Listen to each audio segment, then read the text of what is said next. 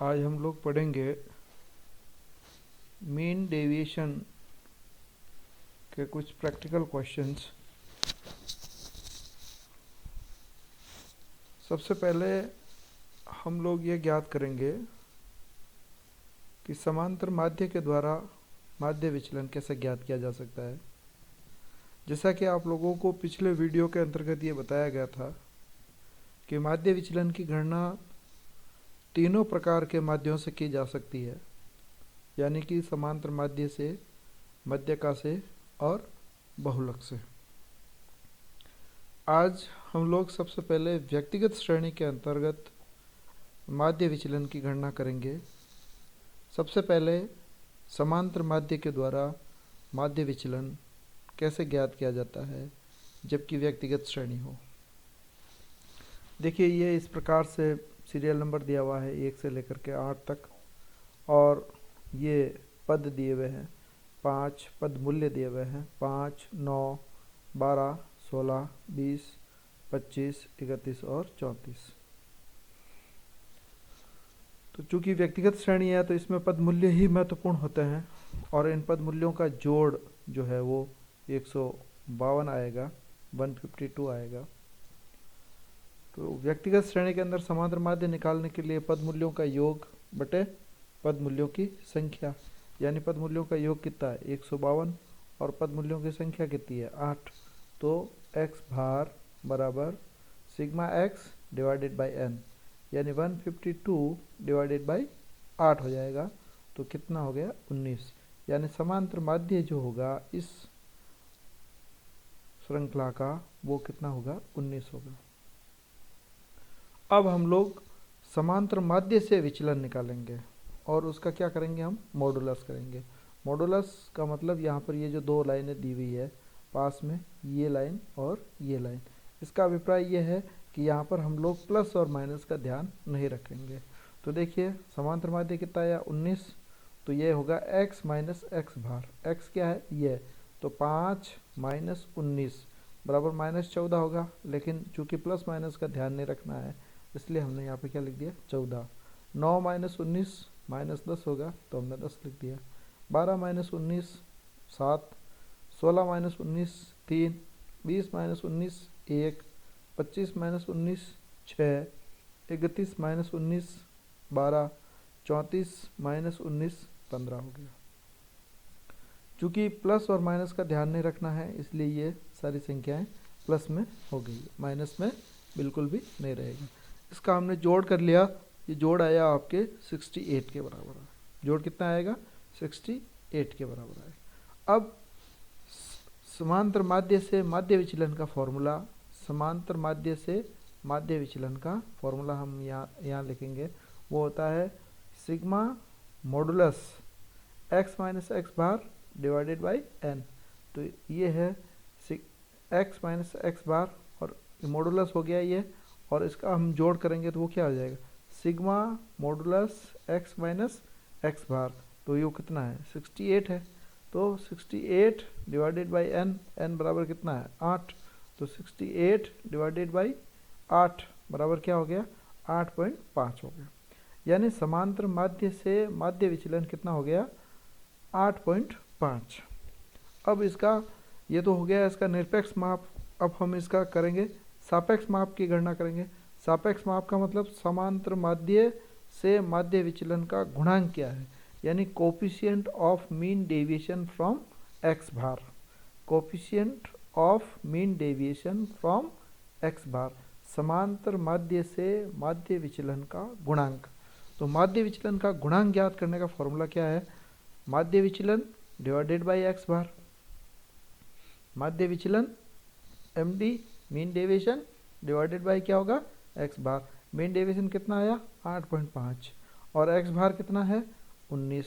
8.5 divided by 19 बराबर 0.45, यानी 0.45 जो है वो माध्य विचलन गुणांक होगा। 0.45 माध्य विचलन गुणांक होगा।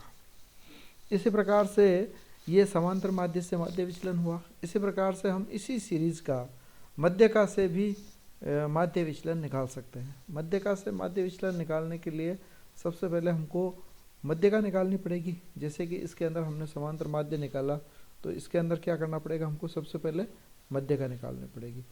मध्यका व्यक्तिगत श्रेणी के अंदर किस प्रकार से निकलेगी, उसका फॉर्मूला है size of n+1 divided by 2।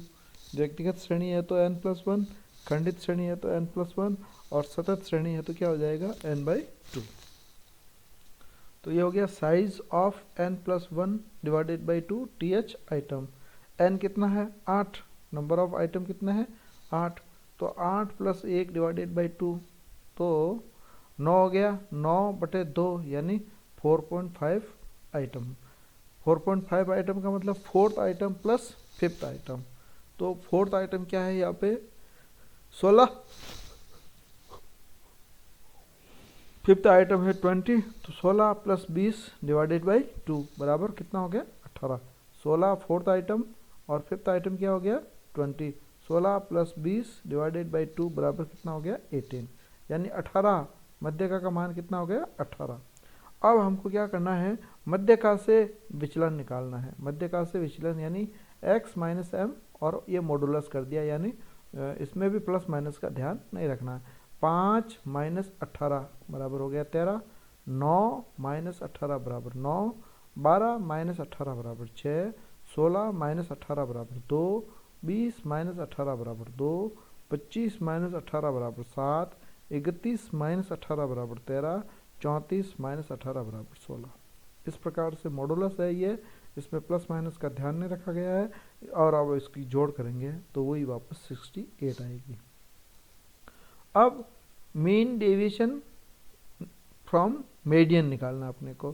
तो ये जो मॉडुलस x - m है, इसके अंदर अपन किसका भाग दे देंगे, n का भाग दे देंगे। मॉडुलस x - m, ये रहा x - m और मॉडुलस हो गया प्लस माइनस का ध्यान नहीं रखना, सिग्मा इसकी जोड़ हो गया, तो 68 डिवाइडेड बाई 8 हो जाएगा। तो 68 डिवाइडेड बाई 8 बराबर वापस मीन डेविएशन फ्रॉम मीडियन कितना आएगा 8.5 आएगा। मीन डेविएशन फ्रॉम मीडियन 8.5 आएगा। अब हम इसका निकालेंगे coefficient of mean deviation from median.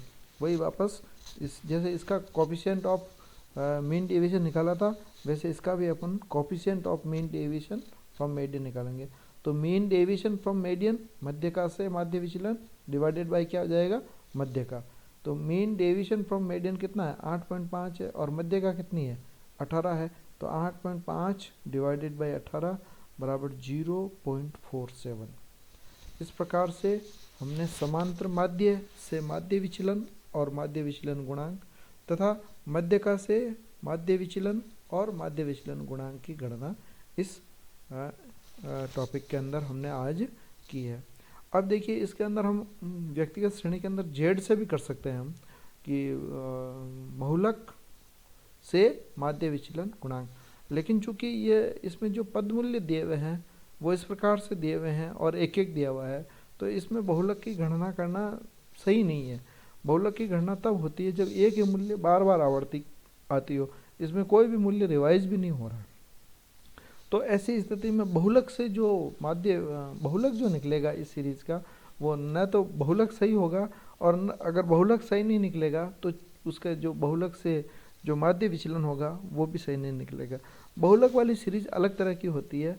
बहुलक वाली सीरीज में ये होगा कि पद मूल्य बार बार आवर्ती होगी उसकी। जब बार बार आवर्ती होगी तो जिस पद मूल्य की आवर्ती बार बार होती है वह बहुलक मूल्य हो जाता है निरीक्षण विधि से या एडिंग विधि से या किसी ग्रुपिंग मेथड से, तो फिर हम उसका बहुलक ज्ञात कर सकते हैं। इसलिए व्यक्तिगत श्रेणी के अंदर इतना कोई ज़्यादा बहुलक से माध्य विचलन निकालने की ज़्यादा आवश्यकता पड़ती नहीं है, और पड़ती भी है तो तब पड़ती है जबकि पद मूल्य बार बार रिवाइज हो रहे हों। इसलिए व्यक्तिगत श्रेणी के अंदर माध्य विचलन किस प्रकार से निकाला जा सकता है आज हमने ये चीज़ पढ़ी है। अगले में हम पढ़ेंगे कि खंडित श्रेणी के अंदर माध्य विचलन की गणना कैसे की जा सकती है। धन्यवाद।